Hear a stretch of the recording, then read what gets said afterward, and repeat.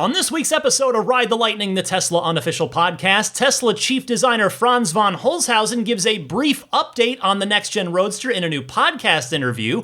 Hertz is starting to receive its massive Model 3 rental fleet. Panasonic is ready to fulfill a huge order for Tesla's new 4680 battery cells, and more.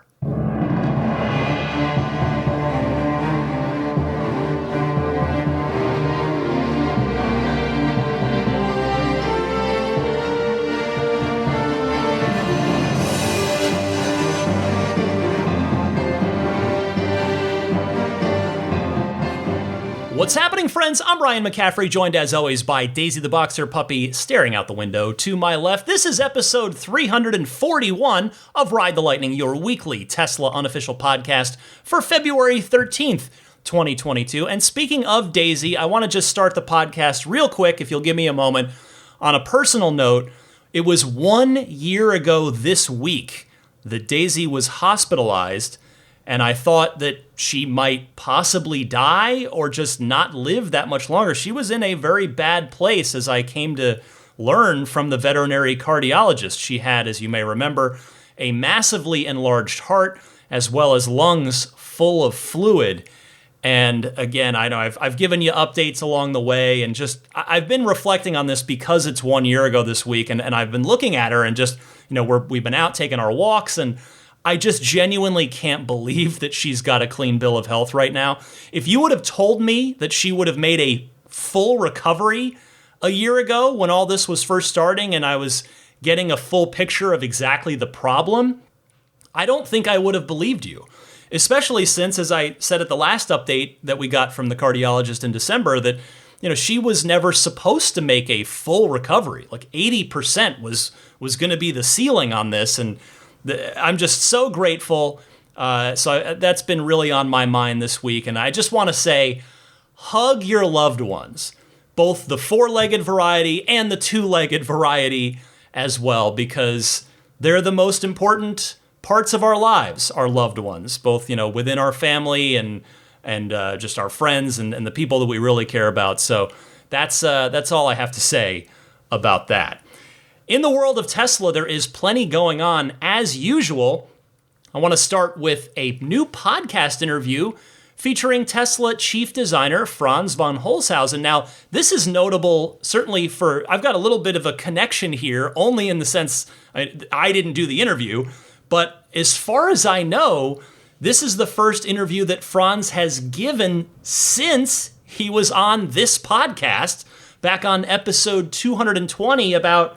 what is that, about 2 and maybe not quite a half years ago? I don't know. I mean, it's 121 episodes, so whatever that is. But anyway, Franz went on the Spike's Car Radio podcast and talked, naturally, about a lot of Tesla stuff. He did also talk a bit about his upbringing and how he got into cars and where he grew up, which, I covered a little bit of that with him, but in any case, I thought it was a really enjoyable interview with Spike's Car Radio podcast, and you should feel free to go listen to the whole thing.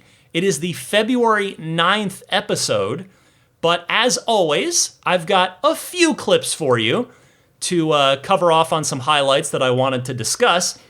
First, here is Franz talking about what I thought was the biggest bit of interesting information in this interview, and that is an update on the next generation Tesla Roadster. Take a listen. Where are we at? What's going on? Yeah. Catch us up to date on the Roadster.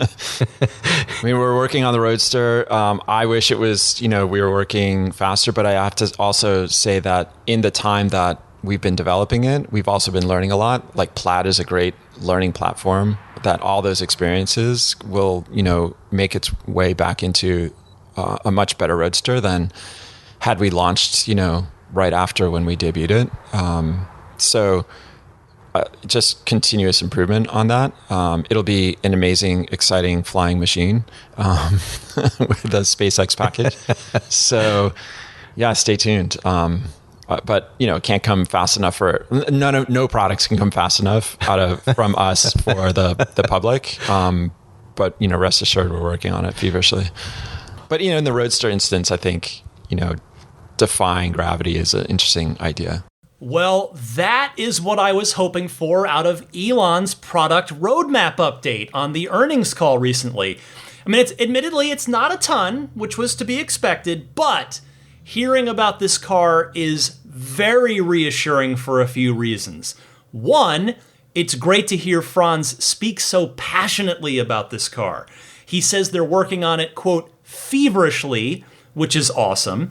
I mean, it fires me up knowing that this project isn't still collecting dust on the shelf, which it clearly was for a while. And understandably so. I'm not second guessing it. I'm not knocking that. But this was not a thing that was in active development for a while, and now they are actively working on it. And for his part, I would guess, and it's obviously just an educated guess since I don't know Franz, but I would guess that the design team that Franz heads up is neck deep in the Roadster right now. And the reason I say that is because the Cybertruck seems to be pretty done from a design perspective. I'm not saying it's completely done. I'm sure there are little tweaks and things going on, but the engineers seem to be the ones really going nuts, doing some various tweaks and things and tests on the Cybertruck. From what I can tell based on, the spy shots that we see from the factory and the things that they've got going on with it. And then the Tesla Semi is seemingly done. Like I'm, again, not an insider, but I'm confidently saying that because there are a bunch of them built and about to be delivered to Pepsi. So from the design team perspective, the Semi seems done.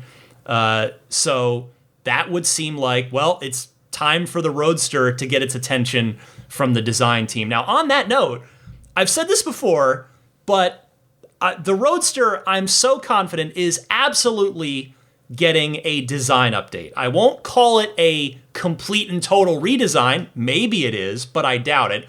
I do expect it's still very much going to resemble the prototype that we saw unveiled in November of 2017.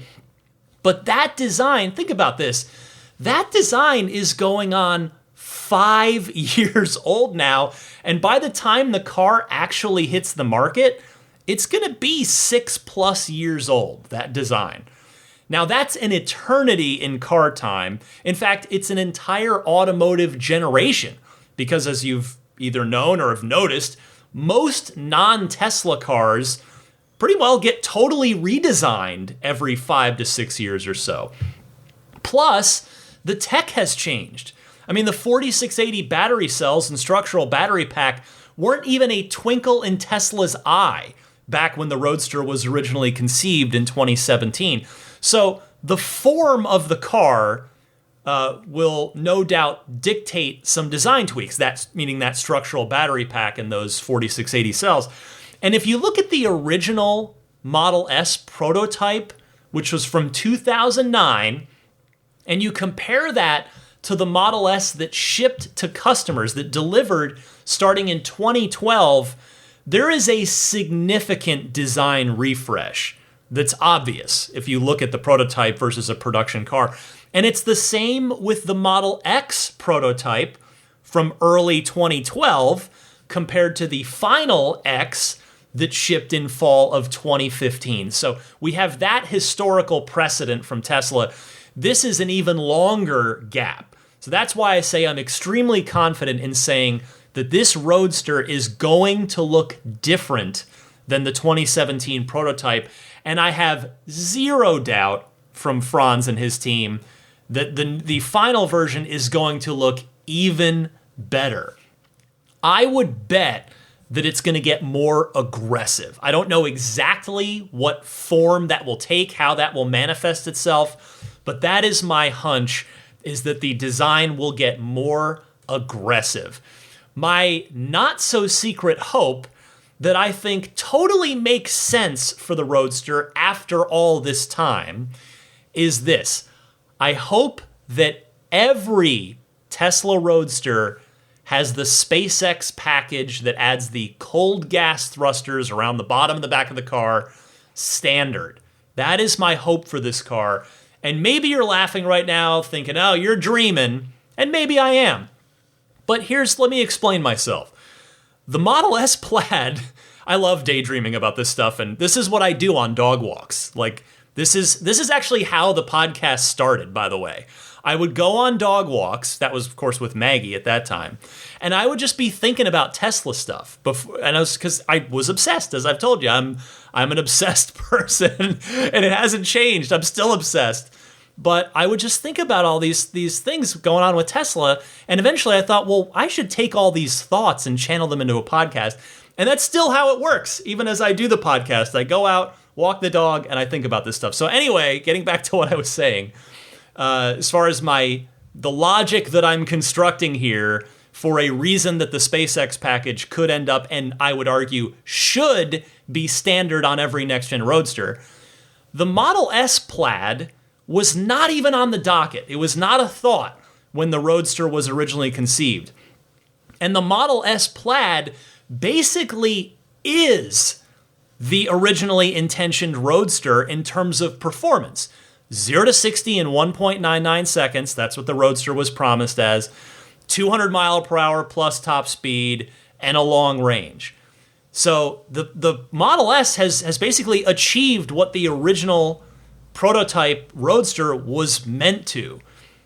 So the way for the new Roadster to really leapfrog the Plaid S and, by extension, everything else in the world, which, remember, is the entire point of this car.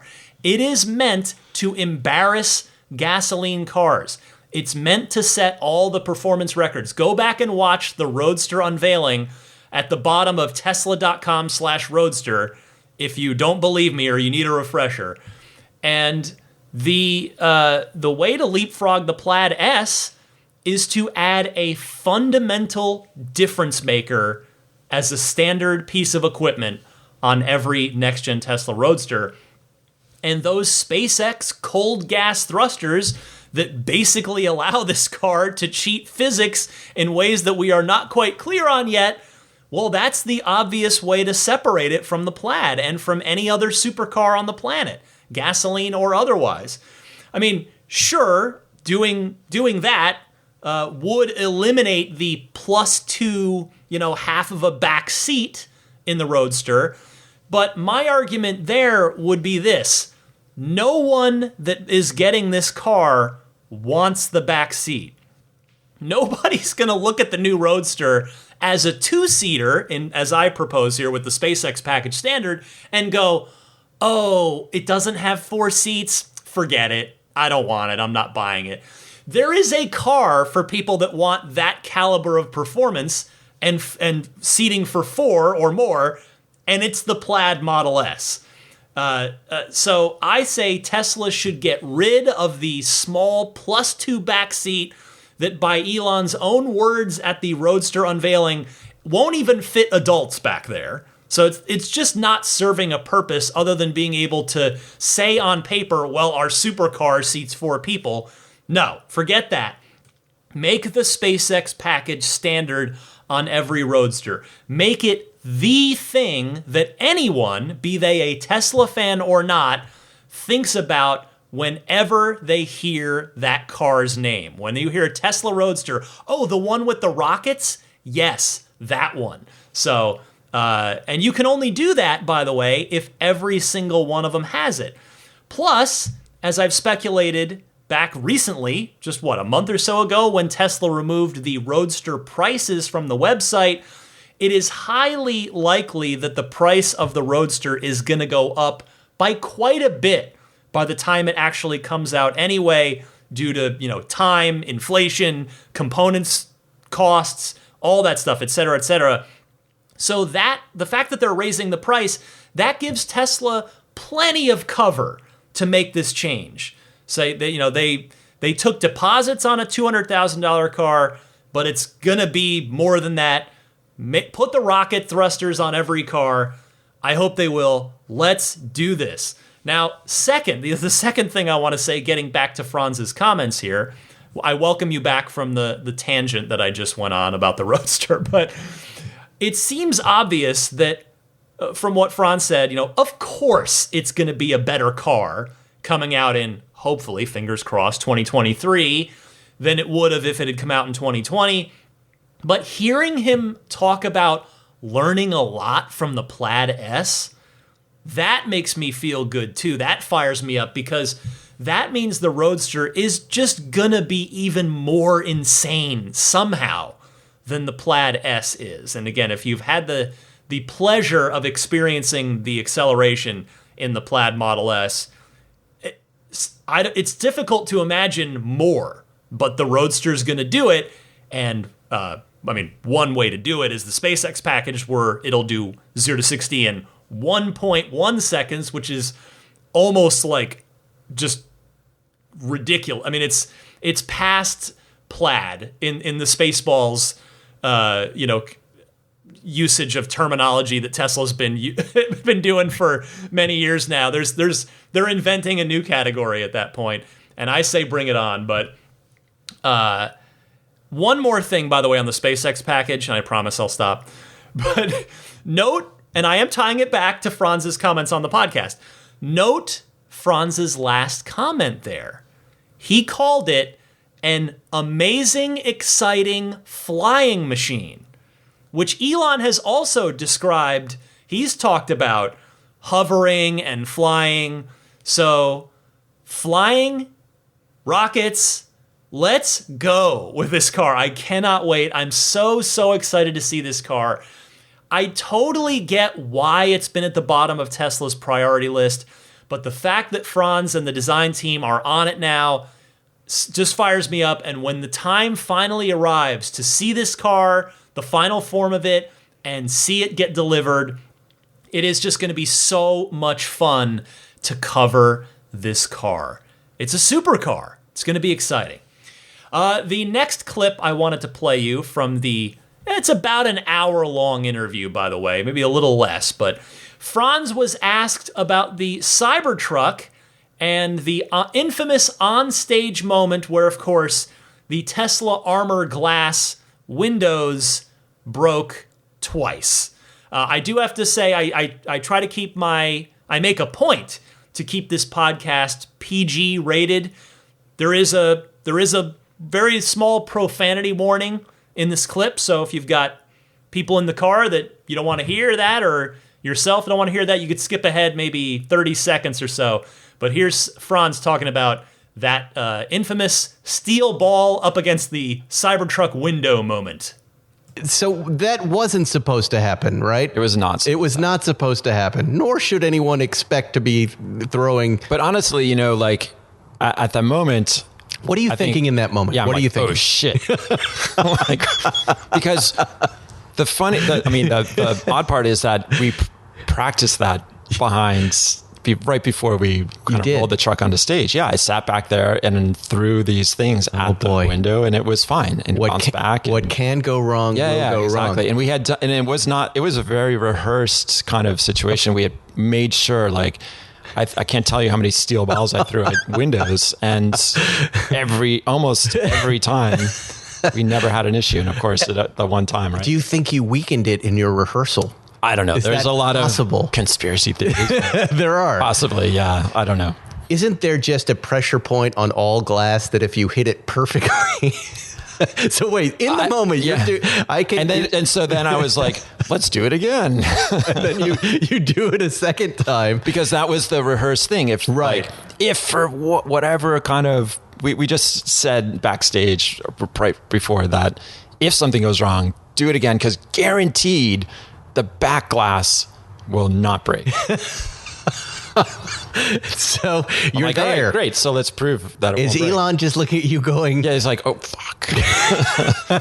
But then I think, he caught it quickly and rolled with it. And you just own it. And then, the funny part is afterwards when you're mingling with the crowd and people in the audience, they're like, oh, it's amazing. The ball didn't go through the glass. How that glass is so strong. If you threw a brick through a normal window, it would have killed me. Right. And so people thought oh, that's kind of what was supposed to happen. And it's, the glass is safer than any other automotive glass, and I'm not going to get killed with a brick. I'll tell you, it was surreal to be there when that happened. The crowd, as I remember, was just kind of stunned. People were looking around like, what? Especially when it happened a second time. And if you remember, by the way, it was all over the internet the next day, and that night for that matter, right after it happened. In fact, it arguably gave Tesla even more publicity than they would have already had after unveiling a very strange-looking stainless steel truck. But it has been awesome, I have to say, to see Tesla completely embrace and own that moment with the broken Cybertruck window t-shirts in the online shop, the broken Cybertruck window stickers that you can put on the toy Cybertrucks, stuff like that. All right, I've got one more clip I want to play for you. Again, I don't want to give away the whole thing. I would like you to go listen to the podcast. Again, Spike's Car Radio Podcast. But here's one more clip where Franz discusses the most memorable moment in Tesla history for him. I thought this was really interesting. It was the day of the Model 3 event that we were hosting in the studio. We had transformed our design studio into kind of a showcase, the display and the event space. And, we were rushing to get everything done. The cars were still, drying in the paint booth and like assembling parts, at the 11th hour. I mean, that's pretty typical. We're run lean and mean. Yeah. And, it is exciting. And at the same time, we're starting to see like around noon, there's a lineup of people in front of the Tesla stores waiting to put in their orders. And I think, it was crazy. We didn't expect it. So nobody had seen the car. A few like tweets of information about what it was going to be. But the assumption that it was going to be a lower cost, more affordable, more easily tangible version of a successful car in Model S was what people are really attracted to. And they couldn't wait to get their hands on it. So I think when we saw these lines that only really ever happened for like an Apple iPhone or something. Yeah, right. Like, exactly. Never, ever for a car. Right. And I think the night of the event when we were, showcasing it to the world, we had 130,000 orders. Right. Like sight unseen. And I think at that moment we're like, we maybe were onto something. And at least that's what I felt in my mind. Yeah. Well, I remember that day very, very well. That was a big day for me, too. I had been planning on buying Tesla's next car, the affordable one, the third car in Elon's original Secret Master Plan blog that he published in 2006. And I was like, at that point, about 8 months or so into doing this podcast, I did check episode 35. If you want to go back and listen to it, just to kind of, I thought, I'm not saying it was like an amazing episode. I'm sure if you listen to me back then, and I hope I'm better now at this than I was 300 episodes ago. But I do think that episode is kind of a neat little time capsule about what that moment was like for me and probably for a lot of you as well, because that was the car that really brought Tesla to the masses in a lot. Not.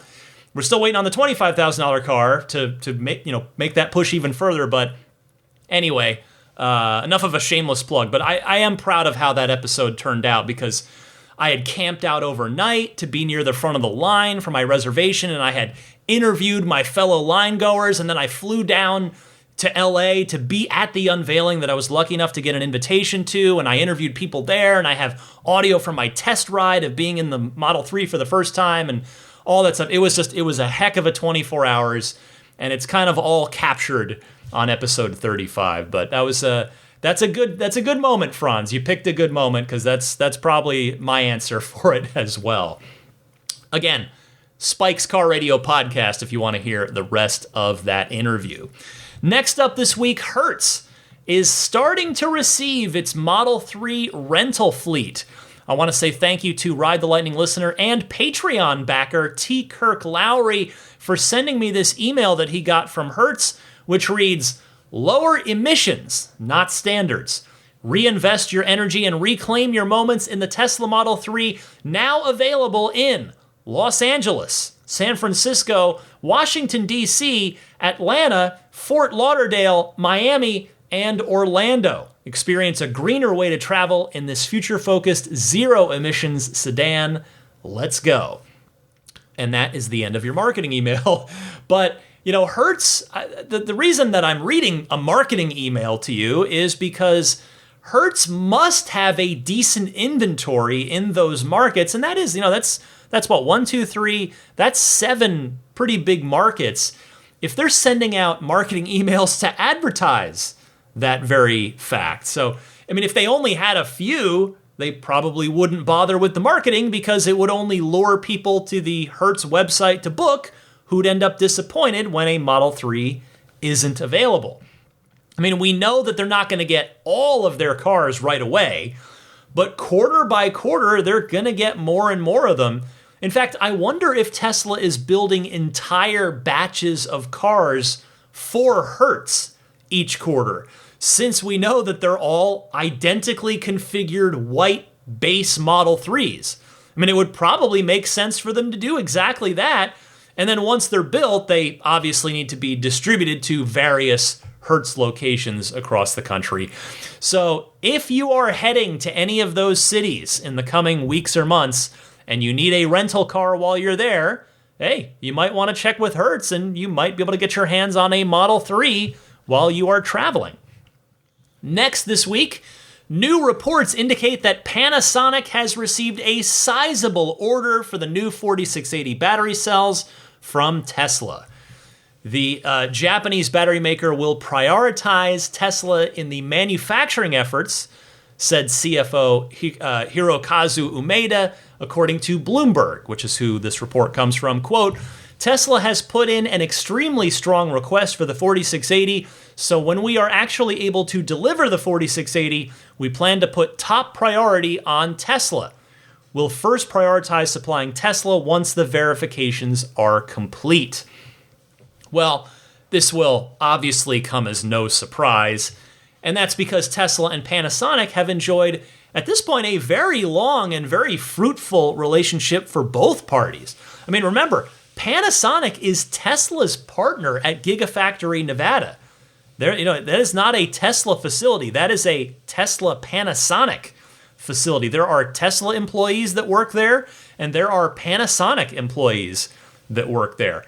You could really make an argument, in fact, that for as vertically integrated as Tesla is and how well that vertical integration has served them, up to, by the way, and including the chip shortage that they're still navigating through right now, you could make the argument that Panasonic might be the third-party MVP of the entire Tesla story, the entire improbable Tesla story from the company's founding in 2003 to the release of the original Tesla Roadster in 2008 to the release of the Model S in 2012 and to the release of the Model 3 in 2017. You could make a strong case for Panasonic being vital. They absolutely are vital.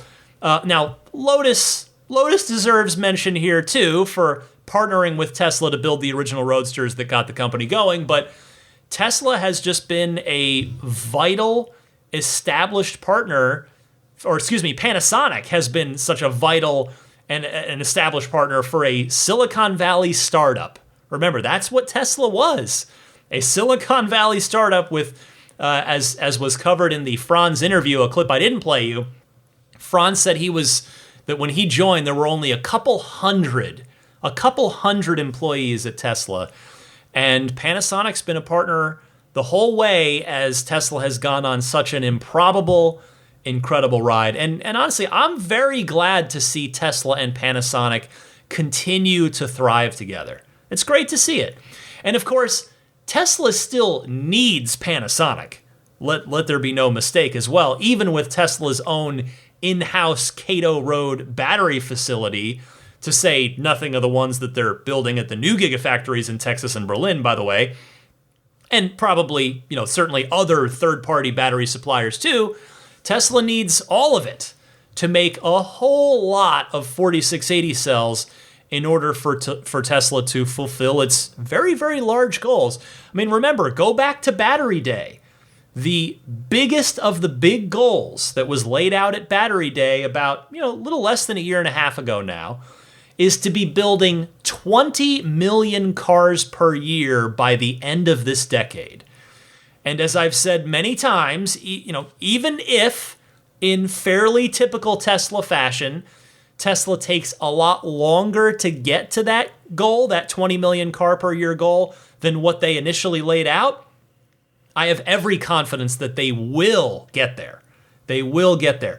Let's say even if they, quote unquote, only, with the thick air quotes here, even if Tesla only makes it to 10 million cars per year by the end of the decade, half the goal, that will still be 10 times the number of cars that they made last year, 2021. Think about that for just a moment. That is a lot of cars, 10 million. Again, forget about the 20, even 10. 10 million would be a lot of cars and thus a whole heck of a lot of battery cells as well. So Panasonic will continue to be a vital partner for Tesla. Next this week, United States President Joe Biden has acknowledged Tesla's pole position standing in the American EV manufacturing race. And not just that, he's acknowledged them at all for the very first time. Take a listen to this clip from a President Biden speech recently, this past week. Since 2021, companies have announced investments totaling more than $200 billion in domestic manufacturing here in America. From iconic companies like GM and Ford building out new electric vehicle production to Tesla, our nation's largest electric vehicle manufacturer, to innovative younger companies like Rivian building electric trucks, or Proterra building electric buses, which I saw at a virtual tour last year when I met with the CEO, one virtually, and they really impressed me. These companies joining Intel, bringing microchip manufacturing back to America after decades of decay. From Texas Instruments to Samsung in Texas to TSMC in Arizona. If you're wondering why the heck I just played you that otherwise benign, innocuous clip, it's because there is a backstory here that I hinted at in the setup for this clip.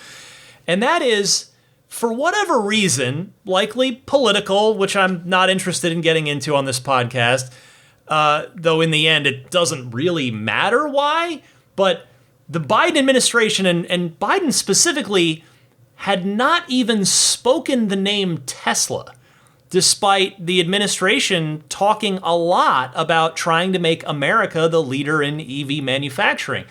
There's been a lot of time spent by Biden talking up Ford and in particular GM, and it hasn't just been talk, by the way. He has had, as you may have read, EV summits where Tesla wasn't invited. So the whole thing just was pretty weird. And honestly, in my opinion, both Elon and the Biden administration kind of turned a molehill into a mountain on this whole thing, if you ask me. Though it never really needed to be a thing at all if the administration had just put a little well-deserved respect on Tesla's name with regard to one of the administration's big goals, which of course is to make a lot of EVs, which aligns with Tesla's big goal of getting more EVs on the road. In fact, there must have been a meeting at the White House that said, all right, let's stop ignoring Tesla, because a few days later, here's one more clip, also, again, from this past week, shortly after Biden's presentation there, of Transportation Secretary Pete Buttigieg doing an interview on CNBC in which he is also asked about and mentions Tesla. Yeah, we just played that clip from President Biden actually giving a shout out to Tesla, but that has been something that's been missing for quite a while. Tesla hasn't been invited to these White House meetings, and Elon Musk isn't really somebody who's been heralded. And the reporting has said that, this is happening because the administration doesn't like Tesla because they're seen as anti-union. Made in America, does that mean union only? Or made in America, is it good as long as it's providing good jobs for people here in this country?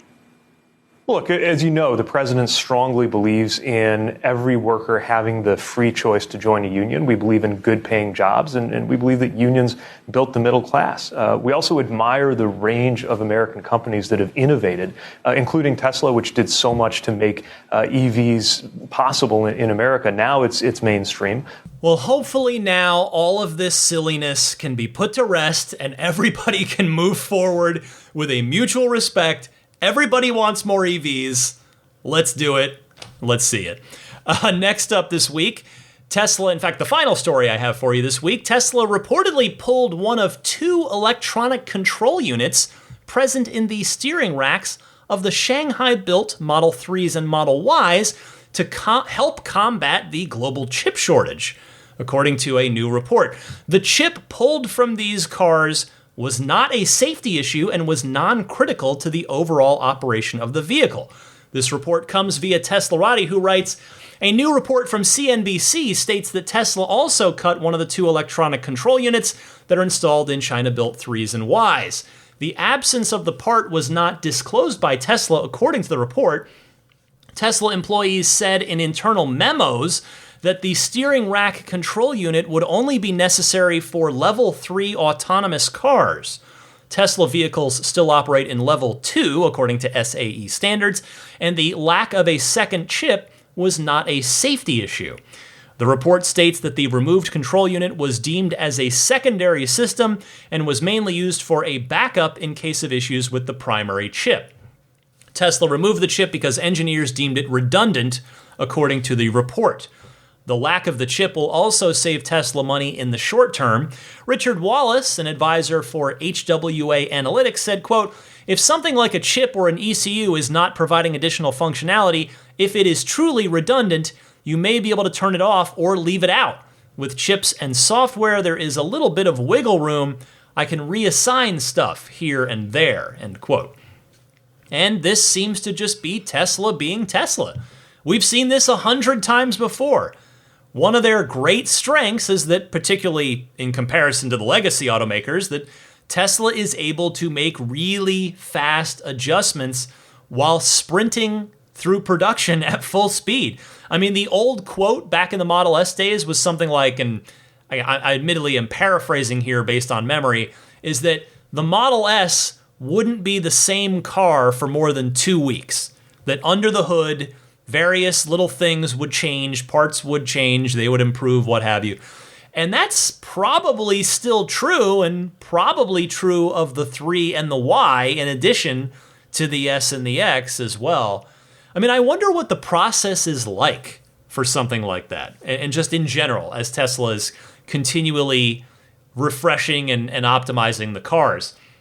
I mean, do individual engineers feel empowered to raise these things to managers who then maybe go a bit further up the chain to get approval to make the change? Or is there more of a 10,000 foot high view happening at all times from either a managerial team on a given car project who's constantly reevaluating each and every component in the car? Maybe it's both, maybe it's something else. I'm not sure, but regardless, Tesla's agility, we've seen it. It has always been a big asset for them, but boy, oh boy, it's not just always been an asset. It's really turned into a big competitive advantage for them over the past couple of years. Although I do wonder why this change is only in China. Maybe there's like a government regulation here in the United States that requires cars to have the backup control unit. I'm not sure, but in any case, interesting story as Tesla continues to try to defeat the chip shortage by any and every means they possibly can. That's everything I've got for you in a busy week of Tesla news, but stick with me. I've got some of your excellent Ride the Lightning hotline phone calls coming up right after this.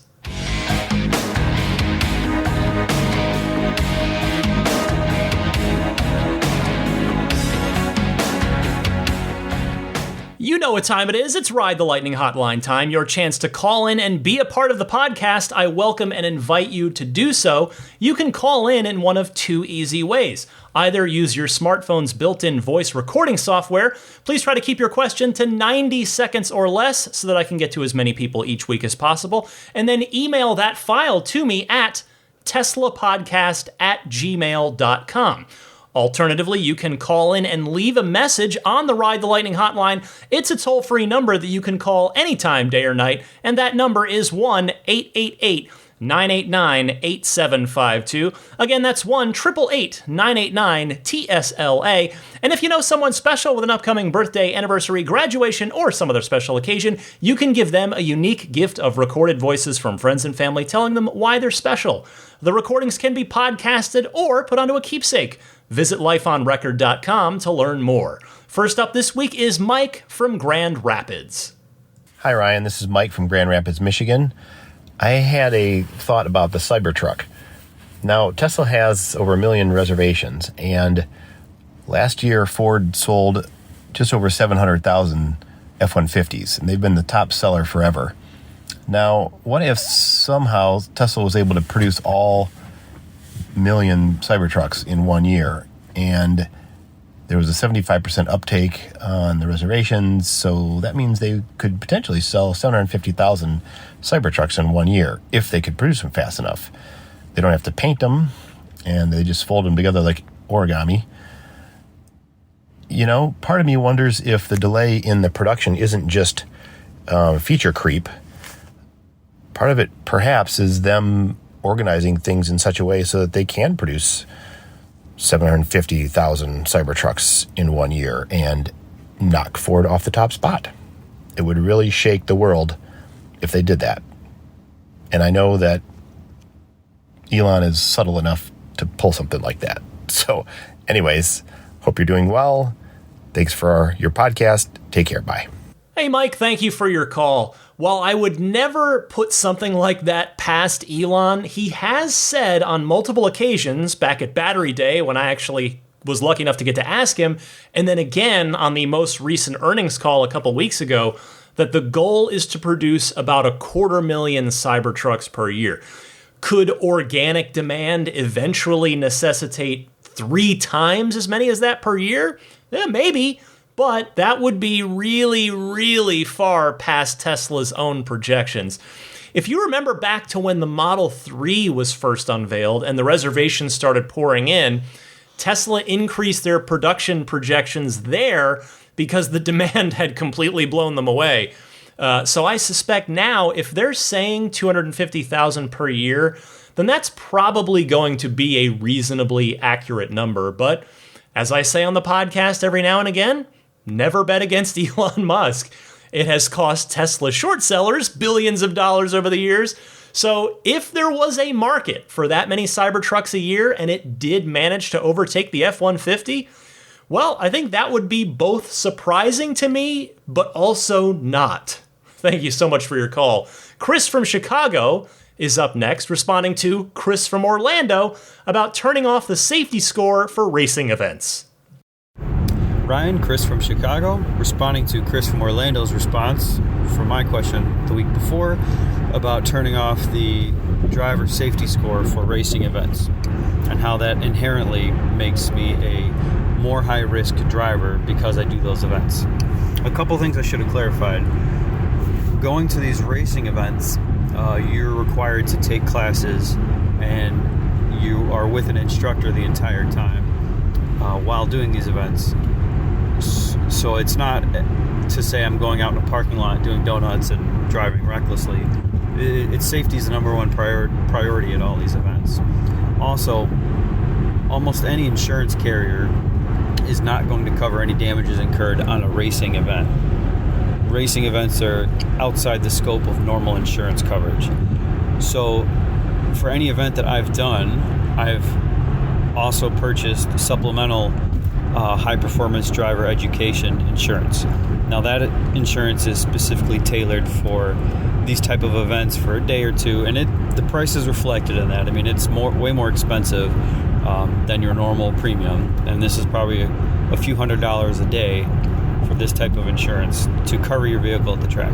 So with that being said, being that yes, I've done these safety courses and practice with an instructor, and also I have supplemental insurance, I don't feel it's fair for my normal everyday driving insurance to be negatively affected when it's outside the scope of the coverage. So hope that clarifies, and still waiting for that safety disable button for track days. Thanks for the show, Ryan. Bye. Well said, Chris. This actually came up at our last Patreon Zoom room. Those of you at the ludicrous tier of the Patreon or higher will get to hear that call on that conversation, I should say, on March 1st. But you gave a great explanation here. I don't really need to add anything. I mean, you've laid out a great case for exactly why your day-to-day Tesla insurance should not be penalized for your racing events. I hope Tesla hears this and forwards it over to the insurance division of the company so that they can hear it and take it under consideration as well. Next up, Joey from Columbus, Ohio. Hello, Ryan. This is Joey from Columbus, Ohio. Just had two questions I wondered if you might have some insight into. First of all, why is it that autopilot doesn't include auto lane change on the highway? It just seems like a pretty useful tool, but when you have to keep disengaging and engaging autopilot just to pass another vehicle, I just wonder why that's not considered a standard feature on the highway. And the other thing is also on autopilot, why does it wait until the very last minute to start slowing down until you're right on traffic? Is there a way of switching that or making it feel a little more natural where the regen braking kind of kicks in before it just like last minute jams on the brake? I was just driving to work and hit a patch of ice as it was slowing down, and it just started sliding. So just curious about that. It's something that's always bugged me. Thank you for all your work on the podcast, and hope everyone is staying safe. Joey, thanks for calling in. Let me address your second question first, since I have good news for you. That very feature is rolling out to the wider fleet now. They added it in version 10.8 of the FSD beta branch back at Christmas time, and in my experience, Tesla has done a great job implementing it.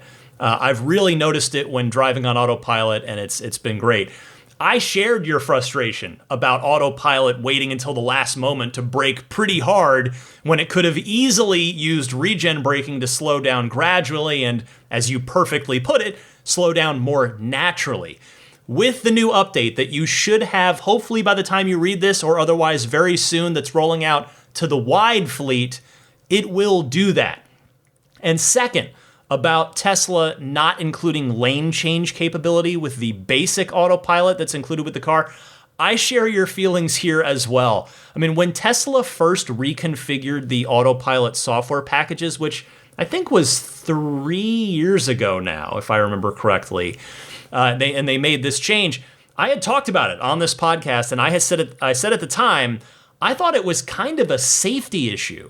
Like, it doesn't have to do auto lane changes, where it's you don't have to put in a confirmation in that basic package, but it would seemingly make the autopilot safety feature, which is what autopilot is, it's a safety feature, a heck of a lot safer if you didn't have to disengage it and manually execute lane changes on the freeway. Sadly, though, I mean, the fact that it's been 3 years or so now, it doesn't seem like Tesla is too keen on changing that.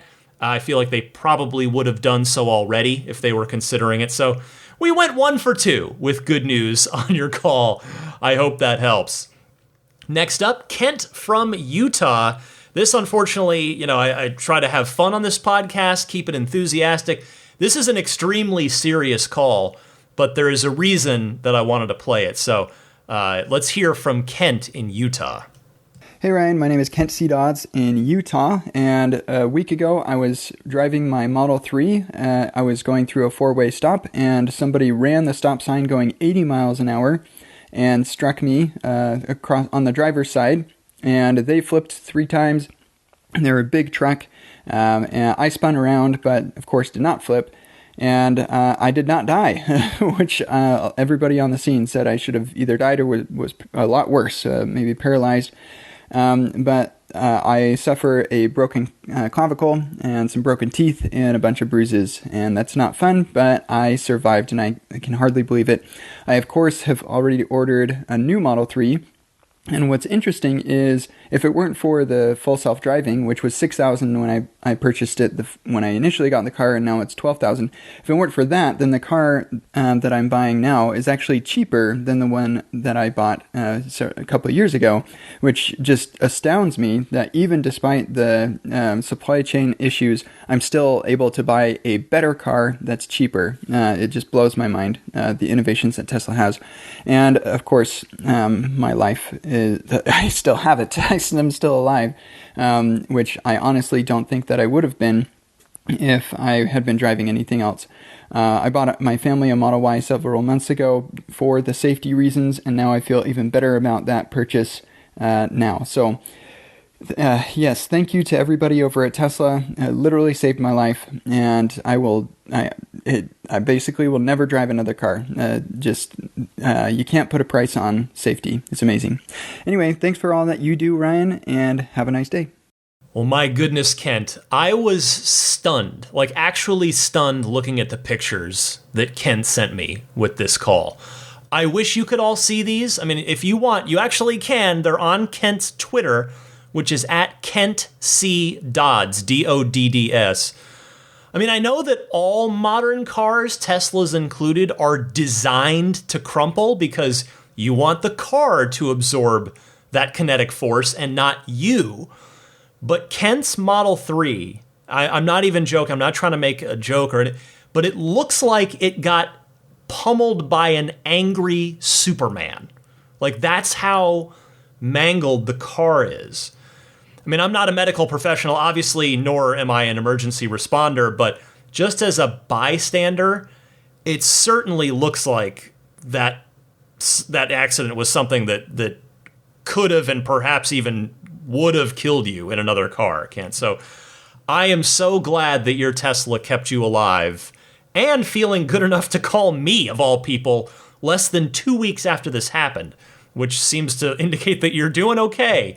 I mean, I don't want this response to sound too fanboyish because there are other safe cars out there. Teslas are not the only cars that are safe on the road, but they are objectively the safest. We have seen time and time again, there have been stories like this where in life or death situations, you would ideally want to be in a Tesla. And that is the ultimate bottom line. And that's a big selling point of these cars and something that matters a lot to, I talked at the top, yes, about my dog, who I care about, but, it's my family, my wife, my kid. Like, I do feel good that driving them around in a Tesla, if something, God forbid, were to happen. So, Kent, I hope you fully heal up soon. And hey, if you're ever in San Francisco, I'd love to meet up and say hello, and I'll do the same if I find my way to Utah. And I hope you get your replacement Model 3 very soon. I've got one more call I've got time for this week. It's from Pete in Dallas, responding to Cody last week about data capability in the USB ports on new Teslas. It was about Sonic the Hedgehog. You may remember that call. So here's Pete, who you may know as the person behind AbstractOcean.com. Go ahead, Pete. Hey, Ryan, it's Pete from Dallas. I'm replying to Cody's question about the data capability on the center console ports, USB ports, the Model 3 and Y, the new ones. He's right, the data capability has gone.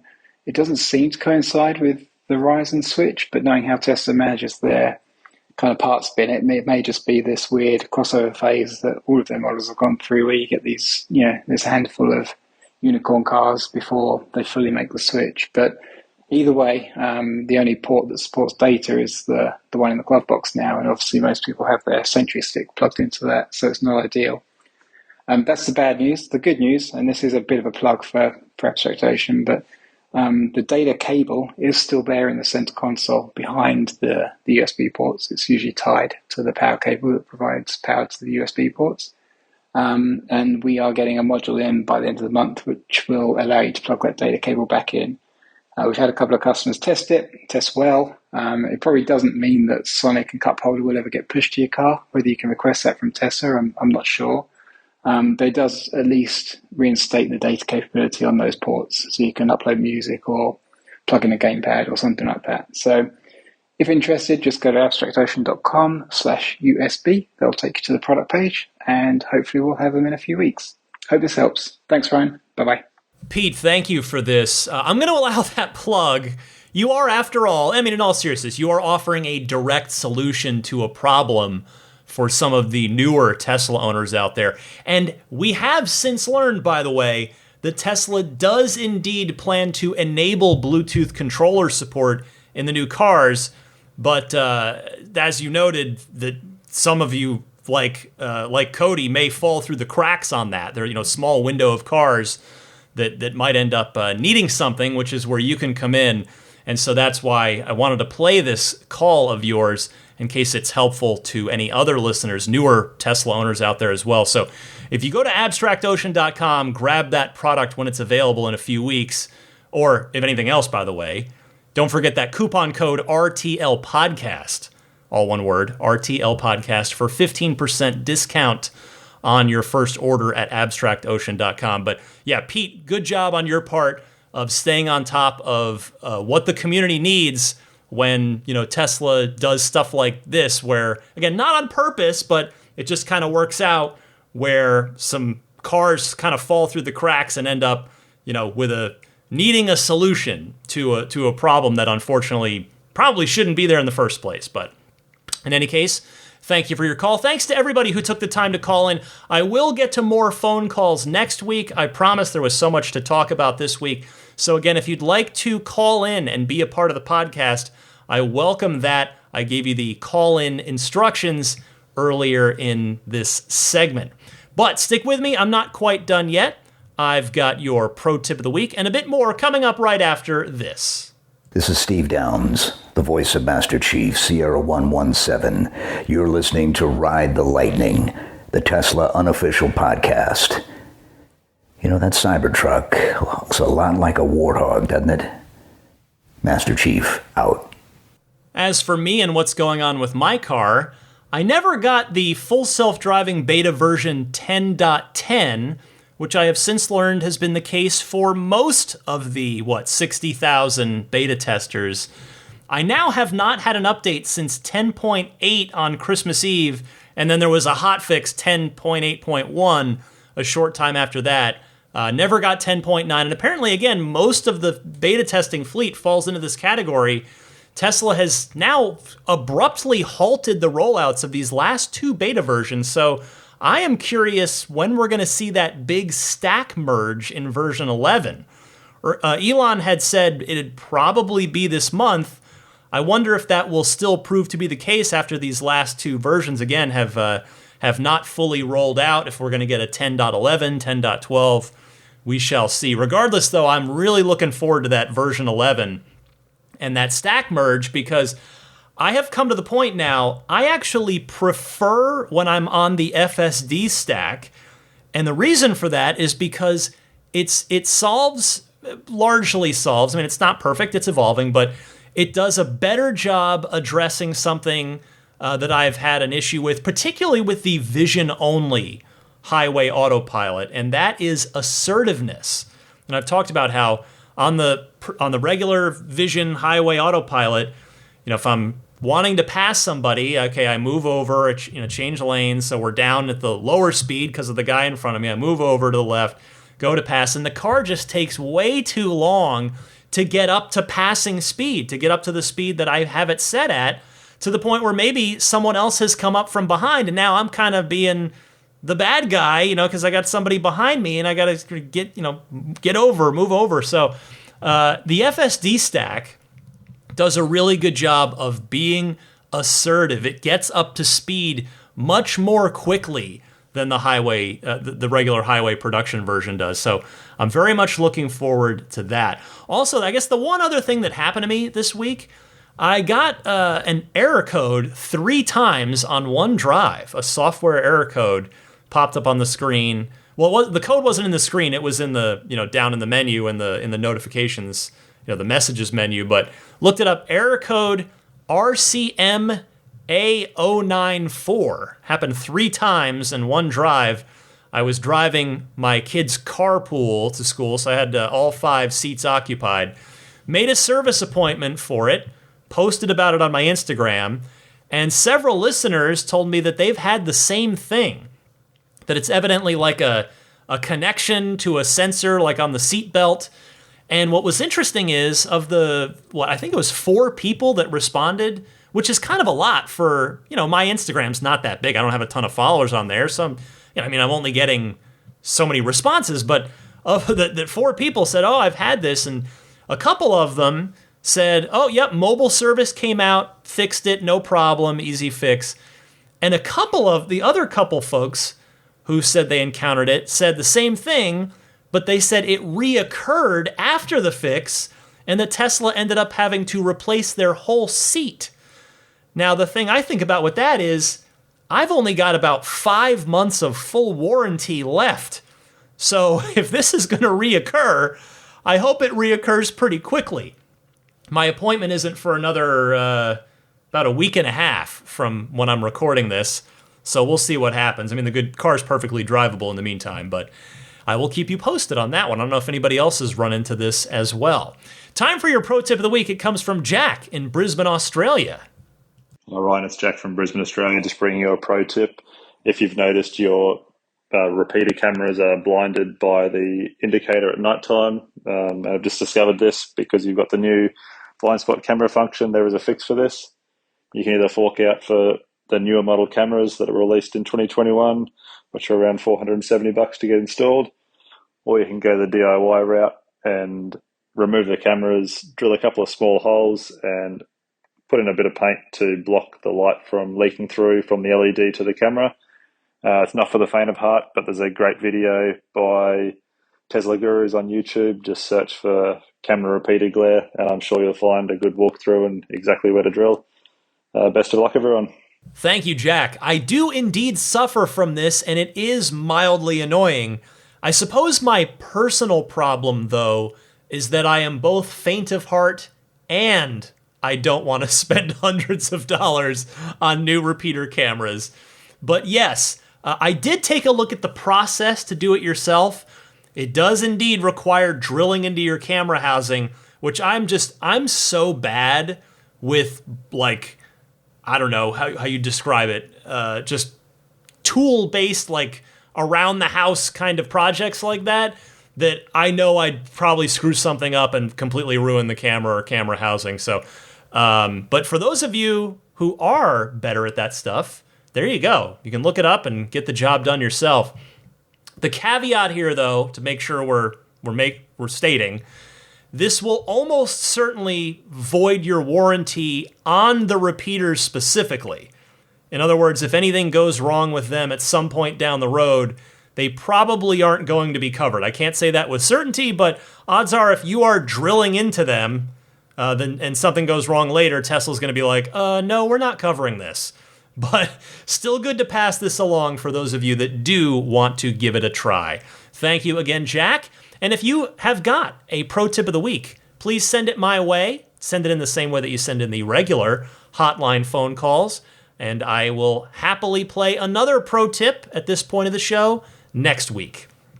Before I get on out of here, let me mention some friends of the podcast. I already mentioned abstractocean.com. They got a ton of stuff. Don't miss them. Don't miss that coupon code I gave you earlier as well. Don't forget the snap plate as well for S, 3, X, and Y. All the entire sexy lineup. Get yours at everyamp.com/RTL. This is the front license plate bracket that you want to have on your car if indeed your local authorities or state level or whatever require it. It's not going to be used, it's not going to affix to your car with automotive tape the way that Tesla's is, the one that you get from Tesla. Get a snap plate. It is grill safe, paint safe, radiator safe, autopilot safe. In other words, it's not going to get in anything's way. It's a clean, minimalist design, and it will come off easily if you want it to, but when it's on securely. Maybe you want to take it off for car shows, for, car washing, whatever you're doing, and put it back on if you're going to be at a parking meter, if you're going to be going through a toll bridge, toll road, something like that. So again, everyamp.com/RTL. How about budget safe solar? If you are considering solar energy, solar power for your home or business, of course you're going to consider Tesla. But why not also reach out to Budget Safe Solar as well, see what they have to say. They're a friend of the podcast, and their deal is a simple one. They take the time to understand your specific situation. Kind of think of them as being like a real estate agent for your solar needs, as I've been saying these last few weeks. They will help you find the best option for you. And the fact that they are independent consultants means they've got a lot of solutions on tap to help anybody out. They operate in all 50 states as well as Puerto Rico, so odds are they're going to be able to help you out. Contact them as well if you're interested in joining the growing solar industry. So learn more about any of that and or reach out to them at budgetsafesolar.com. And the referral code, should you proceed with a solar investment, the referral code is RTL. Immaculate Reflections. Jeff, the purveyor and master detailer at Immaculate Reflections, is, as I often say, a wonderful detailer and an even more wonderful person. He does great work. He's a great guy. I love Jeff. I've been so wonderful getting to be friends with him over these last several years, and he's done a heck of a job on my car as well. If you're going to be in the greater San Francisco Bay Area with your car, you're going to want to stop by Immaculate Reflections. Treat it to some nice TLC with Immaculate Reflections. And there is a discount waiting for you if you do book in with Jeff. You can do that through his website, irdetailing.com. Just mention, hey, I'm a Ride the Lightning listener. May I please have that sweet Ride the Lightning discount? And Jeff will say, yes, you may. So maybe you want to do paint correction, get the paint job, the finish looking as good as it possibly can.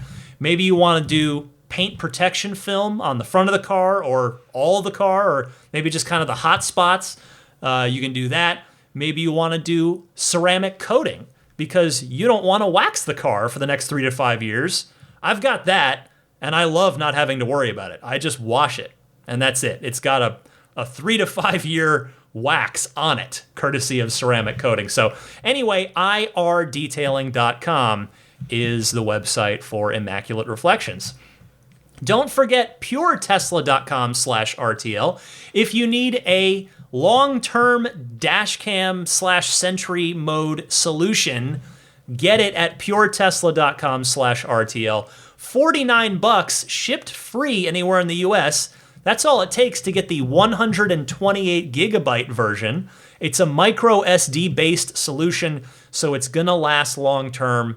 Trust me, I'm a client. I've got one in my car. There's also a $69 option if you want to jump up. That's a 256 gig.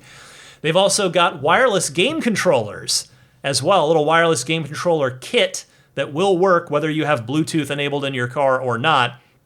So check that out.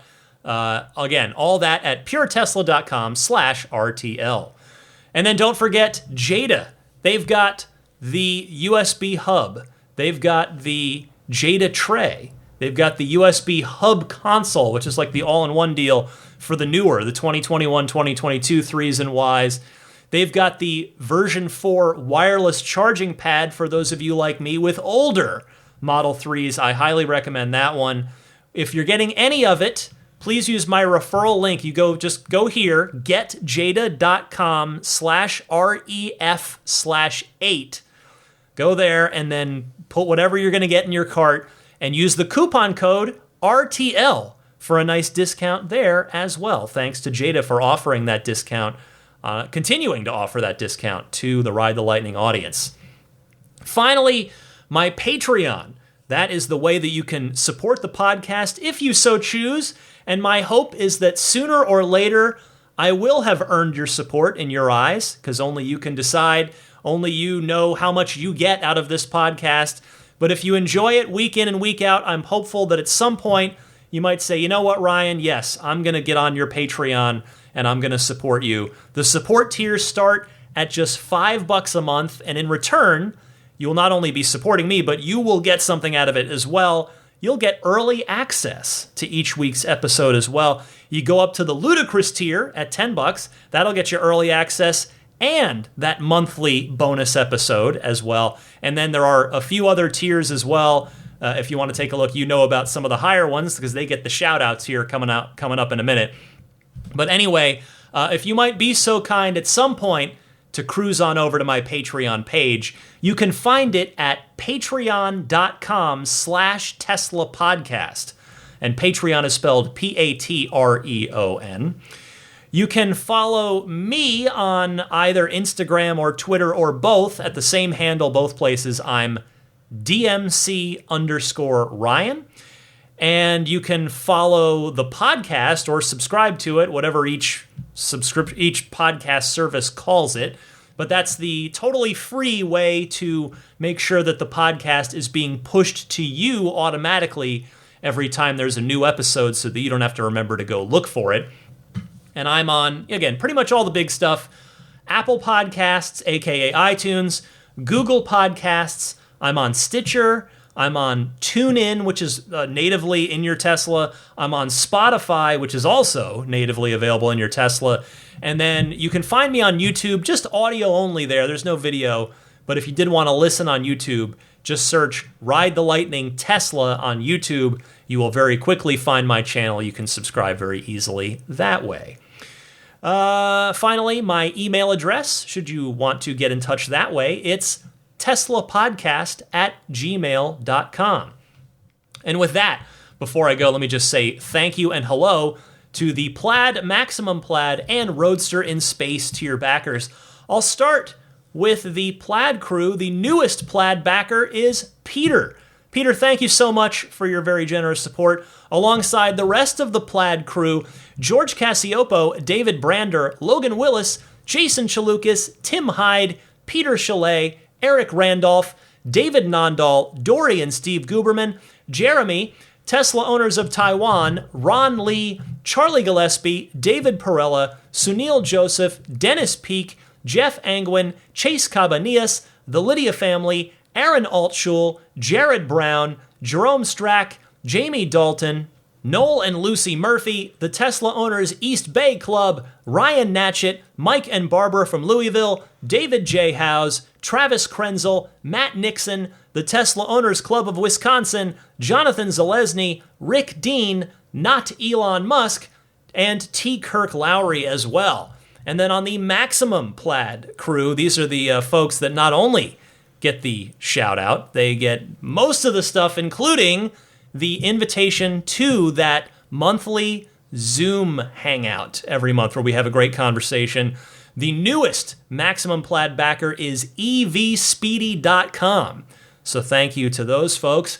And thanks to the rest of the Maximum Plaid crew as well. Jonathan Wales, Cameron Clark, Daniel Grummer, Seth Capello, Nick and Tony, Tesla Hitchhiker 42, John Schmidt, Stan Roth, the Galpin family, Ryan from Las Vegas, Darren Nickel, Kaz Barnes, Ulrich Lassa, Brett Libano, Patrick Wisniewski, Gil Cabrera, Hay Watley, Eric Brown, Mark Eversole, Todd Badger, Joe Edgel, Kevin Yank, the Tesla Owners Club of San Joaquin Valley, Michael Williams, Will Stedman, Mait Suaru, Derek Nesselrote, Justin Perez, Jeremy Harris, Chris Beach, Tom Mills, Alex Brem, Zachary Howard, Tyler Smith, Corey O'Donnell, Matthew Graham Dronberger, Scott Gillis, Aaron Huxley, John Cody, Aaron, Sonar Tech 77, Andre Kent, Joel Sapp, Kim Bay, and Paul Casarino. Finally, the Roadster in Space tier backers, and extra thanks to all of you: Pete White, Lyle Austin, Steve Radspinner, Fernando Cordero, Lawton from Chicago, Sean Neidig, Scooter Ward, Neil Weaver, Jackson Wallace, Crafty Geek, Richard Stokes, Rolf and Jennifer Evers, and Howard Anthony Smith. And with that, a now snoozing Daisy the Boxer, of course, at this point of the show every single time. I'm Ryan McCaffrey. This has been Ride the Lightning episode 341. Another fun one. And happy electric motoring, my friends. And I'll see you back here next week.